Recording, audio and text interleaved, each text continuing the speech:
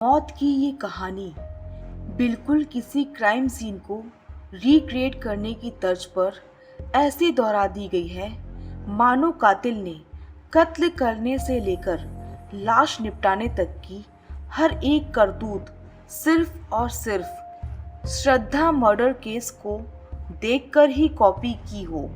इस कहानी की शुरुआत होती है 17 मई 2023 की सुबह ठीक 7:34 पर।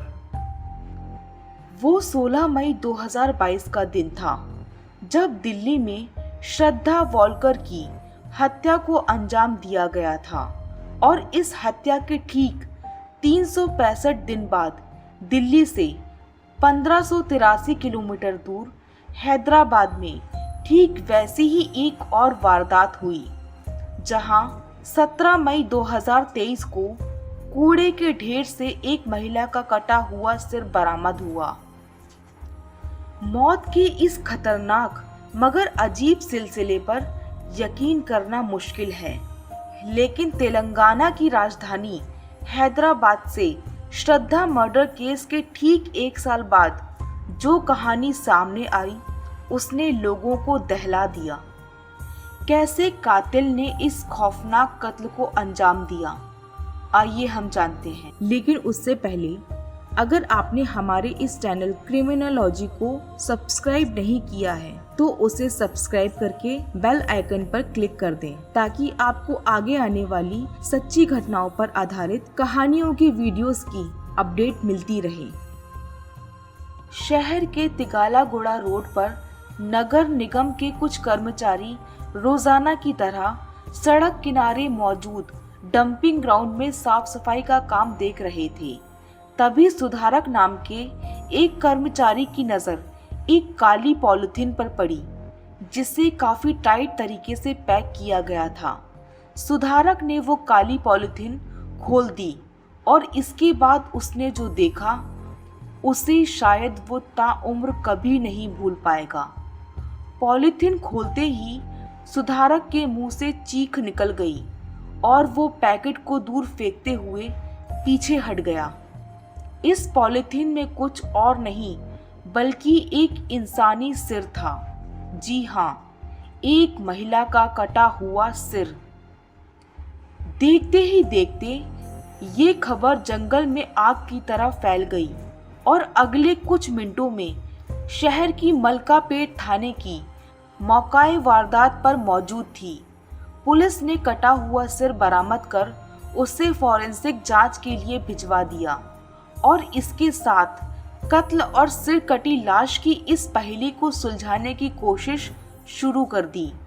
पुलिस ने इस जांच में राज्य के सभी 735 थानों को शामिल किया, 450 सीसीटीवी कैमरों की फुटेज खंगाली और 250 से ज्यादा गुमशुदा महिलाओं के बारे में जानकारी जुटाने की कवायद शुरू कर दी।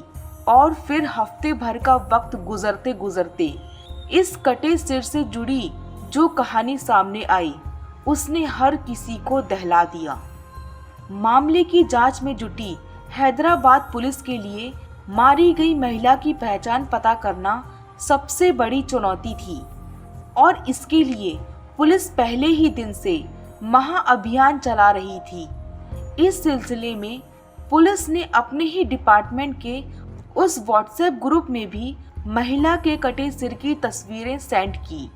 700 से ज्यादा थाने के इंचार्ज जुड़े हुए थे और करीब 5 दिनों की कोशिश के बाद आखिरकार पुलिस इस महिला की पहचान करने में कामयाब हो गई। महिला की पहचान शहर के दिलखुश नगर की रहने वाली 55 साल की यारम अनुराधा रेड्डी के तौर पर हुई। इसी के साथ अनुराधा के कत्ल की सिरहन पैदा करने वाली कहानी का खुलासा हो गया।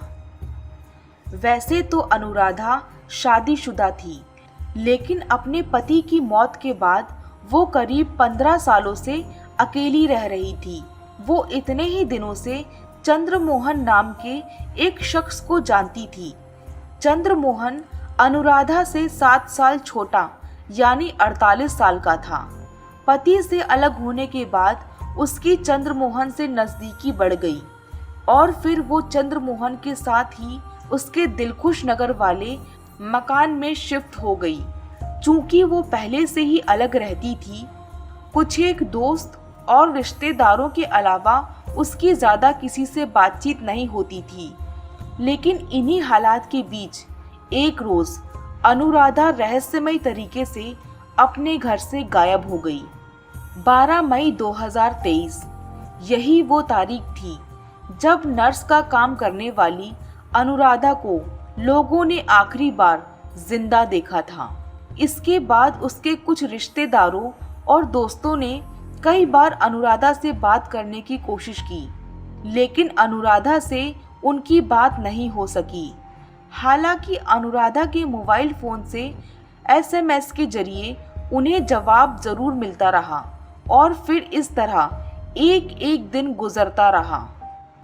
उधर कटे सिर की पहचान करने की कोशिश में जुटी पुलिस ने जब मौकाए वारदात के आसपास के तमाम CCTV कैमरों की फुटेज खंगाली तो उनका शक ऑटो रिक्शा पर सवार एक शख्स पर गया। इस शख्स ने अपने चेहरे पर कपड़ा बांध रखा था, लिहाजा उसे पहचानना मुमकिन नहीं था। लेकिन जब वो पॉलिथीन में पैक कटा हुआ सिर फेंकने जा रहा था तो इसी दौरान एक होटल से उसने पानी की बोतल खरीदी। इत्तेफाक से पानी की उस बोतल के लिए उसने UPI ट्रांजैक्शन किया और उसी UPI ट्रांजैक्शन के सहारे पुलिस ने उसकी पहचान कर ली। वो शख्स था दिलखुश नगर का रहने वाला चंद्रमोहन। अब पुलिस दिलखुश नगर में चंद्रमोहन के घर पहुंची, जहां चंद्रमोहन तो मिला ही, साथ ही अनुराधा के कत्ल की भयानक कहानी भी सामने आ गई।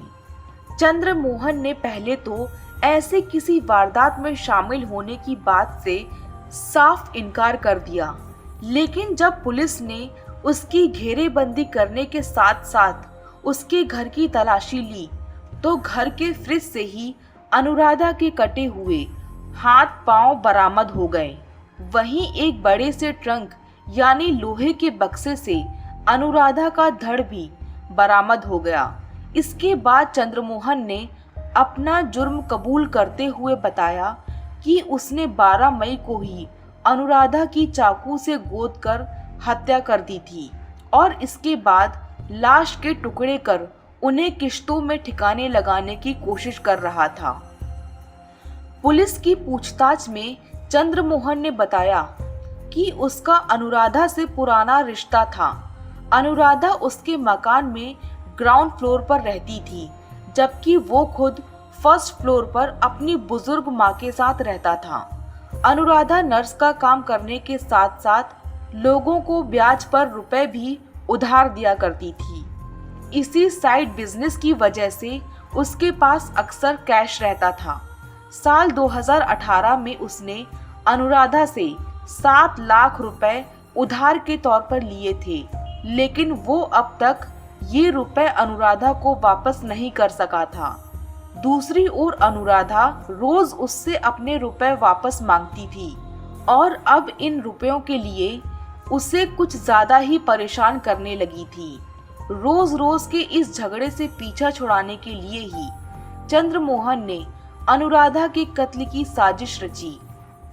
12 मई 2023 की दोपहर 7 लाख रुपए को लेकर ही चंद्रमोहन से अनुराधा की लड़ाई हुई और गुस्से में उसने घर में रखे चाकू से एक के बाद एक कई वार कर अनुराधा को मौत के घाट उतार दिया।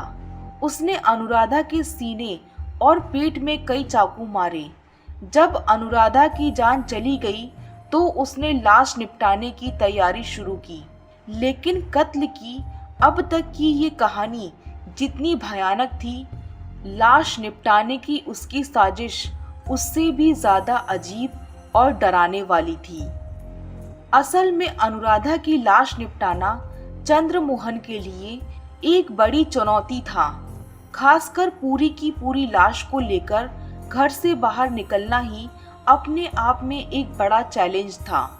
ऐसे में उसने लाश को ठिकाने लगाने का जो तरीका चुना वो ठीक दिल्ली के श्रद्धा मर्डर केस से मिलता जुलता था। चंद्रमोहन ने कत्ल के कुछ ही देर बाद बाजार से 2 स्टोन कटिंग मशीन खरीदी और इन मशीनों की मदद से लाश के टुकड़े करने लगा। उसने सबसे पहले अनुराधा की लाश का सिर काटकर अलग कर लिया और उसे पॉलिथीन में पैक कर लिया। इसके बाद उसने लाश के हाथ पैर काटकर अलग कर दिए। लेकिन चूंकि इन सारे टुकड़ों को एक ही दिन निपटाना संभव नहीं था, उसने कटा हुआ सिर और हाथ पांव अनुराधा की फ्रिज में ठूंस दिए। चंद्रमोहन ने धड़ का हिस्सा एक बड़े से ट्रंक में भरकर घर में ही रख लिया।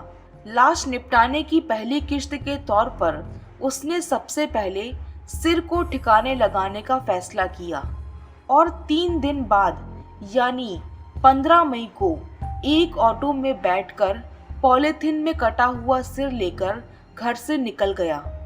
उसने ये सिर तिगालागुड़ रोड के मूसी नदी के किनारे मौजूद डंपिंग ग्राउंड में फेंकने का फैसला किया। उसकी कोशिश थी कि सिर नदी के पानी में चला जाए और हमेशा हमेशा के लिए गुम हो जाए।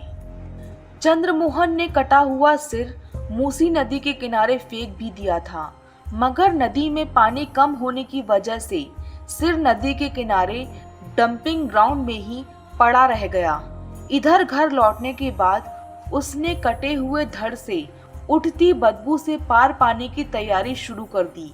इसके बाद वो बाजार से फिनाइल की बोतल, डेटॉल, परफ्यूम, अगरबत्ती, कपूर वगैरह खरीद कर लाया ताकि घर की अच्छे तरीके से साफ सफाई कर दी जाए और इन सारी चीज़ों को इस्तेमाल कर लाश से उठती बदबू को दबा देना मुमकिन हो।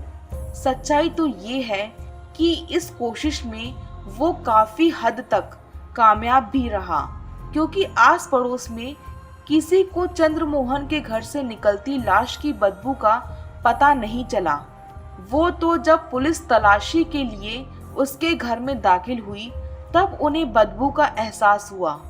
खास बात ये रही कि अनुराधा के कत्ल की सच्चाई को छुपाए रखने के लिए चंद्रमोहन अनुराधा के मोबाइल फोन से उसके नाते रिश्तेदारों और दोस्तों को मैसेज भेजकर गुमराह करता रहा। जब जब कोई अनुराधा से बात करने की कोशिश करता तो उसके फोन से उन्हें मैसेज भेजकर उनकी जिज्ञासा शांत कर देता। उसकी ये कोशिश तब तक कामयाब भी रही जब तक कि वो पकड़ा नहीं गया।